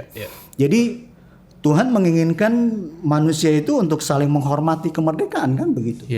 Kita bisa katakan dengan pasti seperti itu kan. Betul. Nah bangsa Indonesia pada masa penjajahan itu kan kita dijajah lama. Udah gitu bukan cuma dijajah lama, kita itu juga berpecah belah. Berpecah belah, tapi akhirnya melalui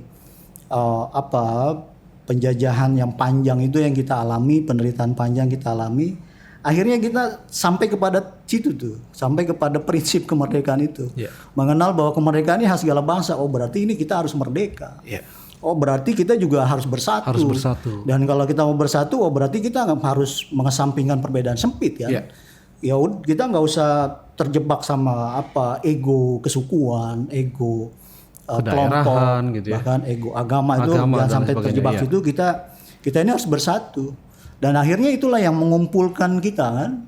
Mengumpulkan kita di Kongres Pemuda kedua, puncaknya di situ. Di situ dan disitulah kita mengikrarkan diri menjadi saudara sebangsa. Satu tanah air, satu bangsa, satu bahasa gitu ya. Indonesia. Dan itu suatu momen penting. Itu kan titik baliknya bahasa Indonesia. Dari yang tadinya pecah belah, titik balik bersatu dan memperjuangkan kemerdekaan gitu.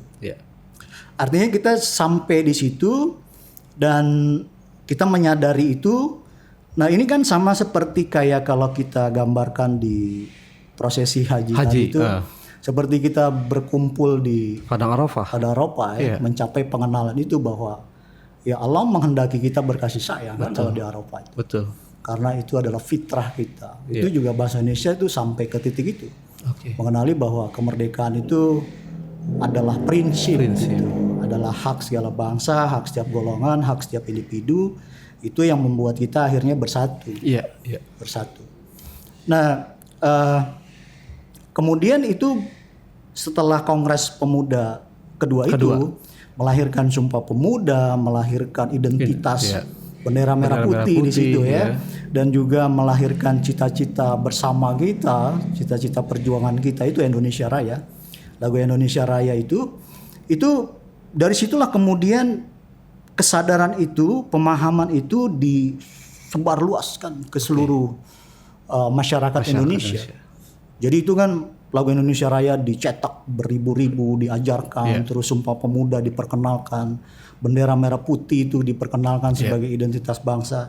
Jadi ada satu proses mewujudkan kesadaran nasional. Ada satu proses itu mewujudkan satu kesadaran. Karena yang ikut Kongres Pemuda kan cuma puluhan orang ya. Perwakilan ya. Iya, perwakilan. Artinya kan banyak masyarakat Indonesia yang waktu itu tidak hadir di sana. Ini kan sementara kesadaran ini kan bukan cuma harus jadi kesadaran mereka yang ada di Kongres. Harus menjadi tapi kesadaran semua ya. Seluruh rakyat Indonesia itulah yang kesadaran nasional itu yang dibangun. Membangun kesadaran. Itu kan sama seperti kita mau memproses pengenalan kita di Arafah kemudian menjadi satu kesadaran kita. Jadi dan terwujudlah itu kesadaran nasional. Kesadaran nasional yang kemudian membuat kita itu punya tekad gitu.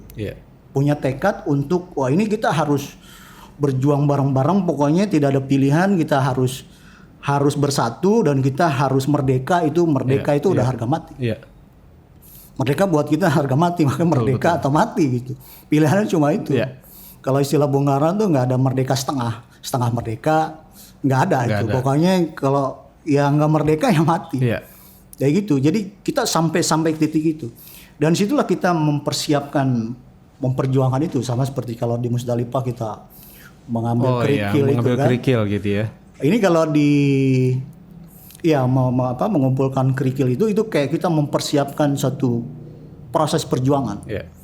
Ya kalau di alinea kedua kan dikatakan dan perjuangan pergerakan kemerdekaan Indonesia telah sampailah kepada saat yang berbahagia dengan selamat sentosa mengantarkan rakyat Indonesia ke depan pintu gerbang kemerdekaan negara Indonesia yang merdeka, bersatu, berdaulat, adil dan makmur. Iya, kita mengambil satu proses perjuangan satu perjuangan kemerdekaan yang memang dalam sejarah kita itu berlangsung sekitar 17 tahun. 17 tahun ya, artinya dari tahun 28 sampai ke tahun 45 ya. Iya, itu selama 17 tahun itu kita berjuang. Dan itu kalau di simbolika ibadah haji itu kan seperti kita melakukan satu perjalanan dari Musdalifah menuju ke Mina ya, untuk kemudian melakukan lontar jumroh. Kita melakukan perjalanan itu. Dan ini sebenarnya perjalanan ini dan kemudian kita di situ melakukan proses mengusir setan ya kalau jumroh.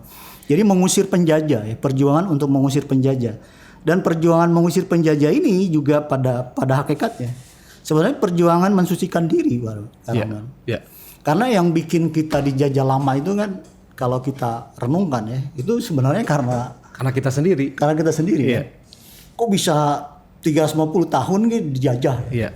Padahal bahasa Indonesia ya pada saat itu ya kurang lebih itu penduduknya 60 juta. Dijajah oleh Belanda yang penduduknya waktu itu ya mungkin kita perkirakan sekitar 6 juta jiwa. Jadi kok bisa gitu ya ada satu negara besar, bangsa yang besar dijajah oleh bangsa yang secara jumlahnya lebih sedikit. Itu kan karena salah kita sendiri. Ya karena ego kita, karena yang kita berpecah belah, karena kita nggak bersatu segala macam. Tapi akhirnya ketika kita mulai membersihkan diri kita dari ego kesukuan, ego kelompok golongan, dan kita akhirnya betul-betul mau bersatu menanggalkan keangkuhan kita itu. Nah itu juga kayak seiring sejalan terusirnya penjajah itu. Betul. Terusir penjajah. Kan kalau kita lihat Belanda juga kayak pergi begitu saja seolah-olah. Jadi kalau yang di materi SNI yang biasa kita bawakan di RKP itu kan memang ada peristiwa ketika Belanda sedang menjajah Indonesia, kemudian salah satu kota penting di Belanda itu dibombardir oleh Jerman Iya, gitu ya. oleh Jerman. Sehingga ini mereka menarik sebagian pasukannya itu untuk pulang kampung. Karena kota penting tersebut dibombardir oleh Jerman. Iya, dan akhirnya Jepang masuk. Jepang masuk, begitu juga dengan Jepang. Ketika Jepang sedang menjajah Indonesia, kota Hiroshima dan Nagasaki dibom atom oleh sekutu gitu.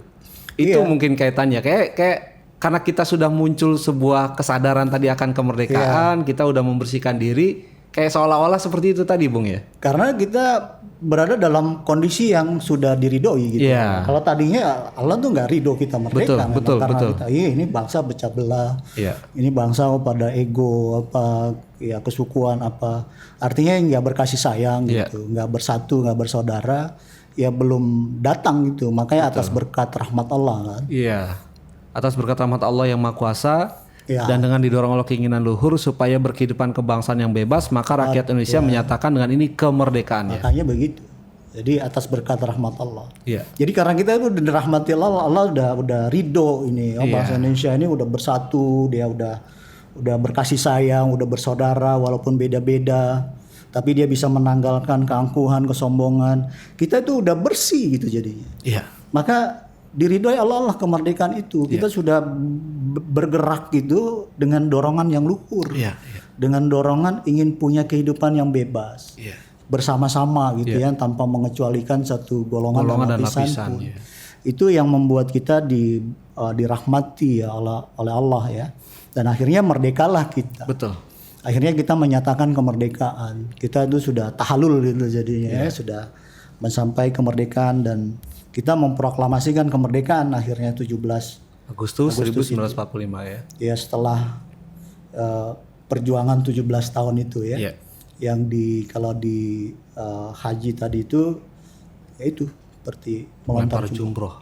Betul. Jadi ketika kita mengusir penjajah, di situ akhirnya penjajahnya pergi, kita memproklamirkan kemerdekaan. Iya. Jadi tahapannya gitu kalau kita kaitkan dengan simbolika ibadah haji. Iya betul. Dan kita merdeka dan kita sudah siap ketika kita merdeka itu kan kita sudah siap dengan dengan tekad yang luhur gitu. Karena waktu itu kita sudah sudah menyusun persiapan kemerdekaan kita ya di BPUPKI. Kita sudah siap dengan nilai-nilai, prinsip-prinsip, dasar-dasar yang luhur. Iya. Nah, yang diridhoi oleh Allah ya, dan itulah kita kemudian menyelenggarakan negara ya, seperti yang dijelaskan di Alinea keempat ya. Kemudian daripada itu untuk membentuk suatu pemerintahan negara Indonesia yang melindungi segenap bangsa Indonesia dan seluruh tumpah darah Indonesia untuk memajukan kesejahteraan umum, mencerdaskan kehidupan bangsa dan ikut melaksanakan ketertiban dunia yang berdasarkan kemerdekaan, perdamaian abadi dan keadilan sosial. Maka disusunlah kemerdekaan Indonesia itu dalam satu susunan negara Republik Indonesia yang berkedaulatan rakyat dengan berdasar kepada ketuhanan yang Maha Esa, kemanusiaan yang adil dan beradab, persatuan Indonesia, kerakyatan yang dipimpin oleh hikmat kebijaksanaan dalam permusyawaratan perwakilan dan keadilan sosial gitu ya. Iya, tadi juga dalam susunan Undang-Undang Dasar Negara tadi juga ya, ada kalimat itu. Akhirnya kita tuh sudah siap karena kita udah betul-betul punya kita punya dorongan luhur. Iya. Kita punya prinsip-prinsip yang luhur yang kita udah siap untuk menyelenggarakan negara. Kita merdeka dan kemudian kita membentuk dan menyelenggarakan negara. Oke. Dan iya, negara yang kita wujudkan itu kan seperti dijelaskan di dalam Alinea keempat tadi ya. Satu, dia adalah negara yang di persatuannya itu. Persatuannya itu dilandasi pada prinsip kesetaraan. Iya. Kan persamaan hak dan persamaan derajat, betul. Iya, tidak ada membeda-bedakan. Kalau dalam istilah Bung Karno itu persatuan yang bulat mutlak, yang tidak mengecualikan satu golongan dan lapisan pun, kan begitu. Yeah. Jadi itu seperti pelajaran yang kita dapat di dalam Baitullah tadi ya, persatuannya itu harus berdasarkan prinsip kesetaraan. Jadi bukan karena berdasarkan golongan gitu, tidak ada tinggi rendah di situ. Jadi semua itu punya hak dan derajat yang sama di Iya. situ. Dan kemudian juga kita pahami dari alinea keempat itu bentuk kepemimpinan kita Iya. itu adalah Kedaulatan rakyat. kedaulatan rakyat ya, kerakyatan. Jadi kepemimpinan yang berorientasi kepada rakyat. Rakyat. Bukan kepemimpinan, kita tidak menganut sistem kerajaan yang Iya. misalnya bersentralnya ke raja gitu. Betul. Kalau sistem kerajaan kan berarti rakyat mengabdi kepada raja kan. Iya, Kalau sistem kerakyatan berarti ya pemimpinnya justru mengabdi kepada rakyat, menjadi pelayan rakyat. Yang disimbolkan dengan Hajar Aswad tadi itu Iya, kan. iya. Dan kita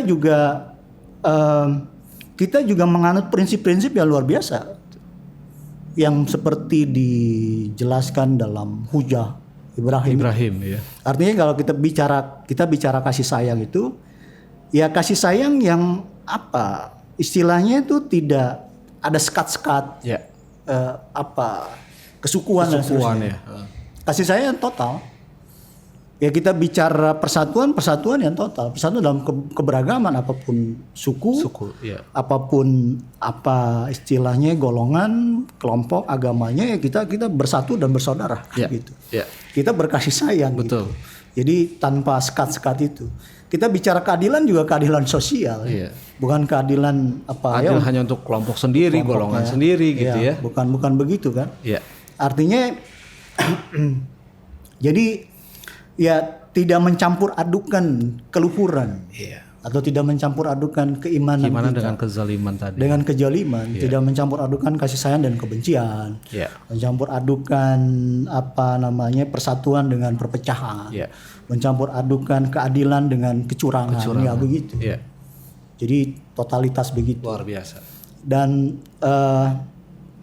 ya ini konsepsi tatanan negara ya, tatanan kehidupan bersama, tatanan sosial yang kita wujudkan itu selaras dengan itu. Iya.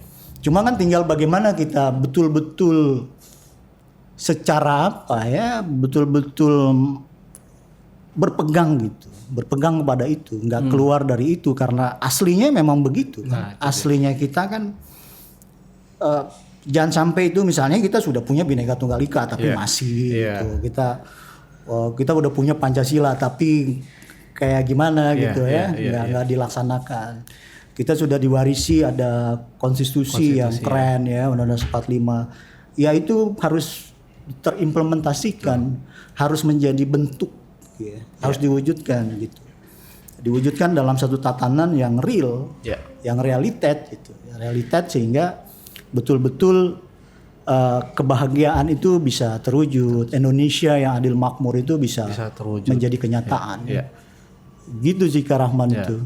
Nah, perjalanan bahasa Indonesia. Menariknya. Jadi kalau kita kaitkan kan artinya konsep atau bentuk negaranya kan sudah ada persamaan tuh. Artinya sudah mengacu kepada konsep yang tadi dijelaskan melalui Baitullahnya itu. Betul. Persamaan hak, persamaan derajat, kemudian bentuk kepemimpinannya pun bicara tentang kerakyatan gitu. Ya. Tapi kan ternyata kalau kita lihat masih ada satu prosesi lagi, Bung. Oh ya. Sa'i. Kalau di haji itu kan sa'i dari Safa ke Marwah. Nah, kalau di Indonesia berarti bagaimana tuh, Bung? Iya, memang setelah kita merdeka waktu itu ya, setelah kita merdeka kemudian kita menyusun negara. Ya. Itu nggak langsung ujuk-ujuk semua nerima konsepsi itu. Ya. Oh, kayaknya bukan ini, ada yang masih berpikir wah ini harusnya negara agama gitu ya. Wah ini harusnya juga ini harusnya negara anti agama loh, misalnya negara komunis. Ya. Ada juga berpikir begitu. Dan dalam sejarah kita terjadi kan. Betul. Pemberontakan itu terjadi. Ada pernah mereka ada sekelompok orang yang memberontak ya untuk mendirikan negara agama, itu pernah terjadi. Yang memberontak untuk mendirikan negara yang anti agama pernah terjadi. Negara komunis itu ya. Dan ini ya bukan yang ini. Jadi ini kayak semacam pembanding tadi itu kan. Kita ini udah diwariskan melalui perjalanan sejarah kita satu konsepsi berbangsa bernegara yang luhur. Terus ada bentuk lain yang mencoba masuk di situ kan. Tapi kita bisa mengenali dan toh ujungnya kan juga nggak diterima itu. Karena ya bukan di situ sebenarnya. Bukan, itu kan cuma ya seolah-olah tuh bahwa dengan begitu akan baik, akan sejahtera, tapi itu kan cuma fata morgana ya, cuma ilusi. Ya. Ya kebenarannya atau air jam-jamnya ya ada di Baitullah. Baitullah gitu ya. Makanya kita harus hargai dengan baik itu konsepsi berbangsa bernegara kita dan menjalankannya semurni-murninya. Ya. Ini kan problem kita cuma masalah karena kita belum terima sepenuh hati sehingga belum dilaksanakan dengan murni dan konsekuen gitu. Betul. Kalau udah begitu Janjala tuh benar sih. Ya, dan tentunya juga harapannya gitu ya Bung, harapannya kita semua rakyat Indonesia dan seluruh para penyelenggara negara ini betul-betul harus didorong keinginan luhur gitu. Keinginan luhur. Jangan sampai dalam pelaksanaannya itu masih mencampur adukan antara nilai-nilai yang tadi antara keimanan dengan kezoliman gitu ya. Artinya kalau kalimatnya Bung Edi tadi sampaikan masih separuh hati gitu ya. Belum benar-benar atas karena keluhuran gitu ya. Itu yang harus ya mudah-mudahan terwujud ya. Jadi apapun ya kalau kita membangun partai ya berdasarkan keluhuran, bukan karena ingin cari kekuasaan. Kalau kita menjadi pejabat ya karena keluhuran. Bukan karena kekuasaan atau karena kepentingan materi. Kalau kita jadi dewan juga begitu. Semuanya itu karena konstitusi kita begitu. Atas dorongan luhur. Itu yang harus kita punya, dorongan luhur itu. Luar biasa sekali Bung Edi penjelasannya dan sahabat-sahabat RKP mudah-mudahan buat sahabat-sahabat RKP dan buat kita semua bisa kita merealitetkan yang tadi dimaksud dia bahwa sebetulnya kalau kita mau kaitkan gitu ya kembali lagi semuanya sudah jelas, petunjuknya sudah jelas gitu ya, dan kalau kita kaitkan juga semuanya itu udah sangat sinkron kalau menurut saya. Sangat sinkron sekali. Betul. Jadi memang pemahaman antara nilai-nilai keagamaan kita dengan nilai-nilai kebangsaan itu tidak bisa dipisahkan. Ya, bisa dipisahkan. Jadi sudah menjadi satu kesatuan yang utuh ya, tinggal bagaimana kita mengimplementasikannya di dalam kehidupan kita dengan semurni-murninya dan konsekuen ya. Dan konsekuen. Ya, memang ya untuk lebih ininya ya ikut di program dalam program ya, betul. Pelatihan kita untuk apa ya lebih dapatnya gitu. Ini lebih ke semacam pemaparan saja, betul. Pemaparan saja. Karena secara metodologinya sudah dijabarkan tadi sama Bung Edi, ada inbound dan ada outbound. Ya, apa yang kita sampaikan ini lebih kepada pemaparan secara teorinya, gambaran singkat lah ya. Betul. Jadi mudah-mudahan nanti sahabat-sahabat RKP yang ingin mengikuti program gitu ya, program dari Outbound Napaktilas Religi dan Kebangsaan, jangan lupa kita bisa wahananya Karahman ya. Kita wahananya kita sudah siapkan, ada di Desa Jango di Lombok Tengah ya Bung ya. Tepatnya di Desa Janapria, kemudian ada di Cisarua gitu ya, dan juga ada di Tangerang Selatan, tepatnya di Situ Gintung ya. Betul. Jadi mudah-mudahan nanti sahabat-sahabat RKP bisa ikut bersama-sama untuk melaksanakan pelatihan materi Outbound Napaktilas Religi dan Kebangsaan. Bung Edi, tanpa kita sadari kita sudah hampir 2 jam ya, kurang lebih ya. 2 jam, masa? kurang lebih lah ya. Ternyata luar biasa kalau kita ngobrolin tentang seputar nilai-nilai religi dan kebangsaan ini memang menjadi kehausan tersendiri dalam pengertian artinya kita nggak akan pernah puas dalam pengertian masih terus kita gali lagi ya, karena memang sangat penting itu tadi gitu ya. Penting. Bagaimana kita bisa mempraktekkan nilai-nilai itu semua di dalam kehidupan nyata kita. Betul, Karaman. Baik, terima kasih banyak Bung Edi. Sama-sama. Bung Edi, kami mendoakan juga mudah-mudahan Bung Edi selalu diberikan kesehatan dan diberikan kemudahan dalam segala urusan. Amin. Begitu juga Kak Rahman ya. Dan juga sahabat-sahabat RKP tetap juga jaga kesehatan dan kita terus berkarya dan berkontribusi untuk bangsa dan negara. Betul. Karena kalau bukan kita siapa lagi gitu ya. Dan kalau bukan sekarang kapan lagi gitu ya. Karena kitalah generasi-generasi penerus bangsa Indonesia. Terima kasih banyak Bung Edi, dan mari kita tutup acara kita dengan memekikan salam nasional. Salam nasional, merdeka.